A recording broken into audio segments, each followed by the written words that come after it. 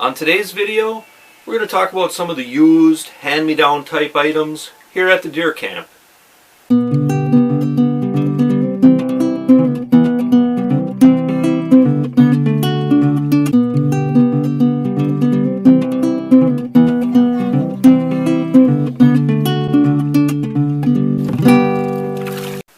Hey there outdoor YouTubers, Dave Knetter from Knetter's Practical Outdoors.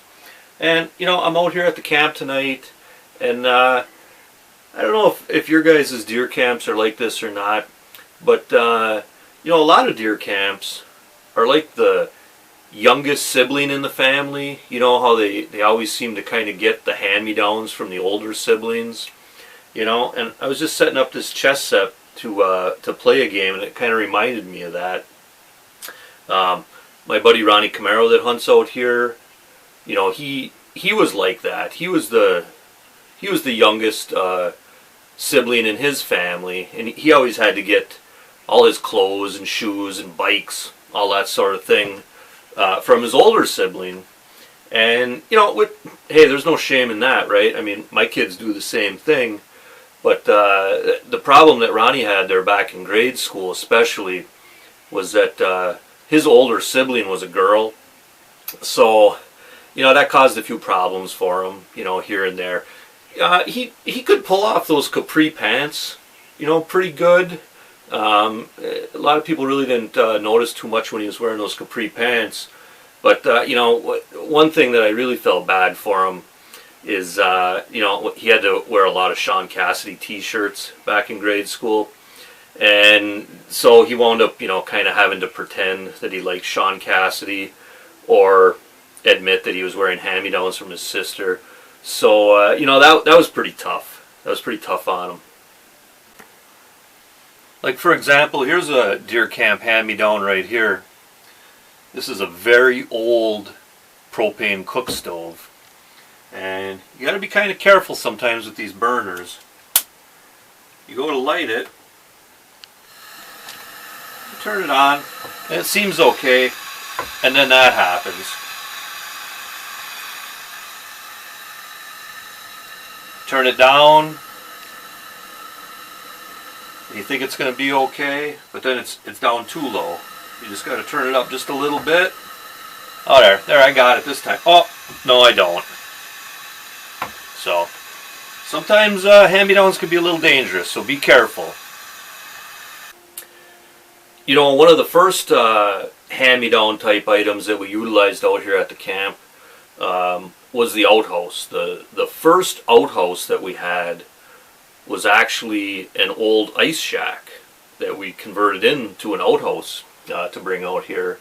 And I don't know, you guys ever see like a two-hole outhouse? Some camps brag about, hey, yeah, we got a two-hole outhouse. Well, our first outhouse that we had out here was ready-made with 4 holes, and so far, thankfully, we haven't had to use all 4 at the same time, so that's been pretty good. But that's just kind of another example of how hand-me-downs can be a little tough at times. And this chess set here is no different. I picked this up for the camp. I picked it up at a thrift store, and like all thrift store chess sets, it was missing a few pieces. First of all, it was missing the other white bishop, but we just substituted this shell casing, which worked out pretty good. The shell casing's light in color. It's about the same height as the white bishop. So, that kind of worked out without incident there. Most of the guys don't have a problem remembering that. And the set came like this. It came with 2 different styles of Black Knights, which, of course, that's not an issue either. But where we ran into an issue, we were missing the Black King.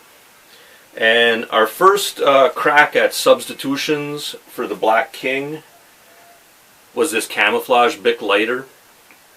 I'm sure all you guys that smoke and hunt know you really, when you're out deer hunting, you want to light up a cigarette, you really want to have this camouflage lighter. When you go to light your cigarette, then the deer won't see you, right? Okay.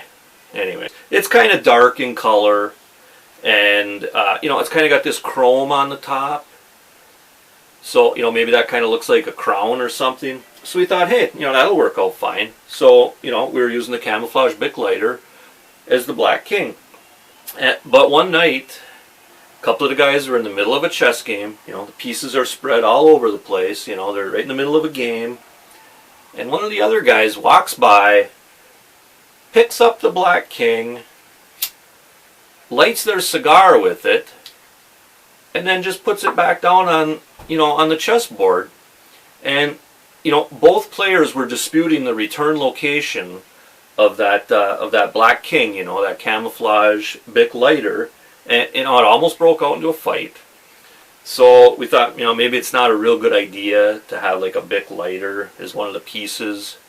So that was the last time that the Bic lighter reigned over the chessboard as the Black King.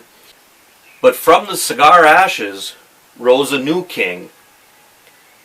This little brown bottle of dough urine.